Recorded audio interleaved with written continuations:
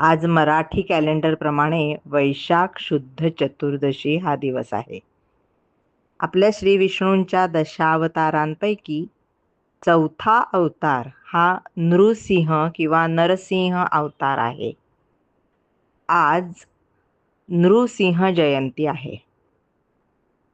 या नृसिंह अवताराची गोष्ट सांगण्यासाठी अंजलीताई किलबिल ग्रुपला भेटायला आल्या होत्या. नवीन नवीन गोष्टी ऐकण्यास किलबिल ग्रुप कायम उत्सुक असायचा. अंजलीताई गोष्ट सांगू लागल्या. ही गोष्ट आहे सत्ययुगातली. पृथ्वीवर हिरण्याक्ष व हिरण्यकश्यपू असे क्रूर निर्दयी दानव बंधू राज्य करीत होते.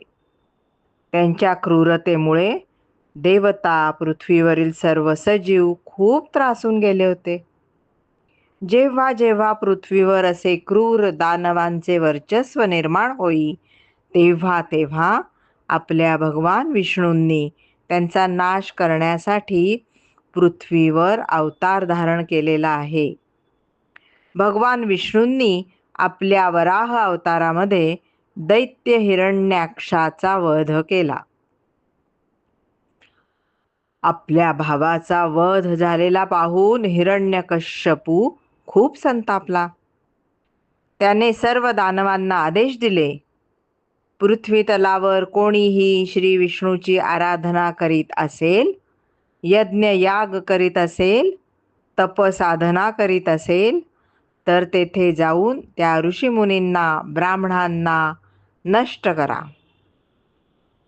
हिरण्यकश्यपूने ब्रह्मदेवाची उपासना करून, घोर तप करून त्यांच्याकडून एक विशेष वर प्राप्त करून घेतला.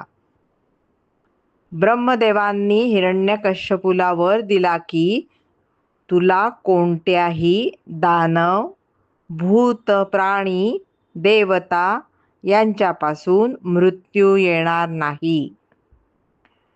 घरात किंवा बाहेर, दिवसा किंवा रात्री, शस्त्राने अथवा अस्त्राने कशानेही तुला मृत्यू येऊ शकणार नाही. हे वरदान मिळाल्यावर हिरण्यकश्यपूचे सामर्थ्य खूपच वाढले. त्याने तिन्ही लोकांमध्ये विजय प्राप्त करून आपले थोर साम्राज्य निर्माण केले. हिरण्यकश्यपू आणि त्याची पत्नी कयाधू यांना प्रल्हाद नावाचा अतिशय तेजस्वी, सर्व गुणसंपन्न असा पुत्र होता. प्रल्हाद लहानपणापासून श्री विष्णुदेवाचा निस्सीम भक्त होता.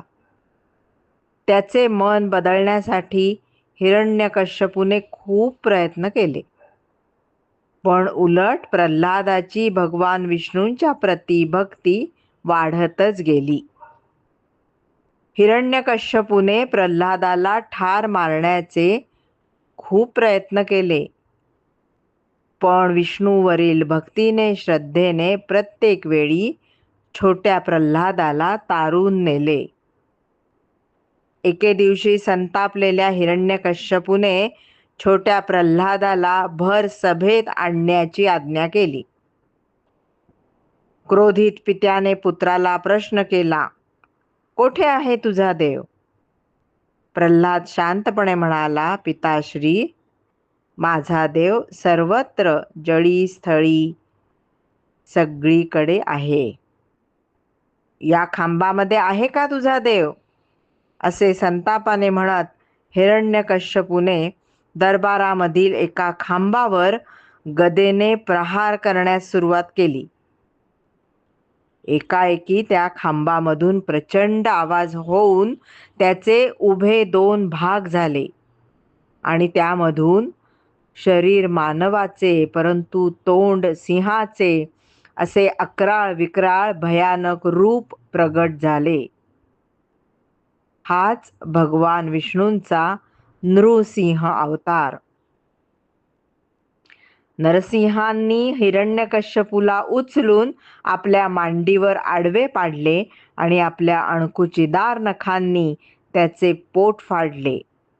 अशा तऱ्हेने श्री विष्णूंनी हिरण्यकश्यपूचा वध केला.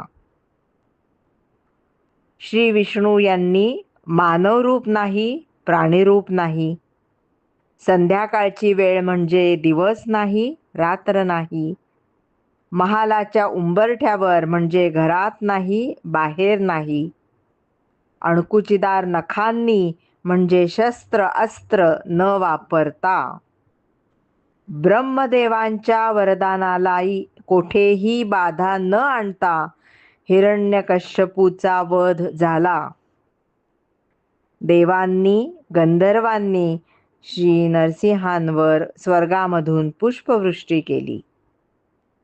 भक्त प्रल्हादावर प्रसन्न होऊन भगवान विष्णूंनी देवी लक्ष्मी आणि डोक्यावर शेषनाग असे आपले नरसिंह रूप प्रल्हादाला दाखवले.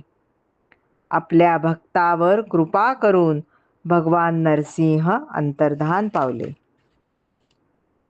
सर्व बालसेनेने खूप मन लावून नृसिंह अवताराची गोष्ट ऐकली. छोट्या प्रल्हादाचा मनात विचार करत करतच सगळेजण आपापल्या घरी गेले.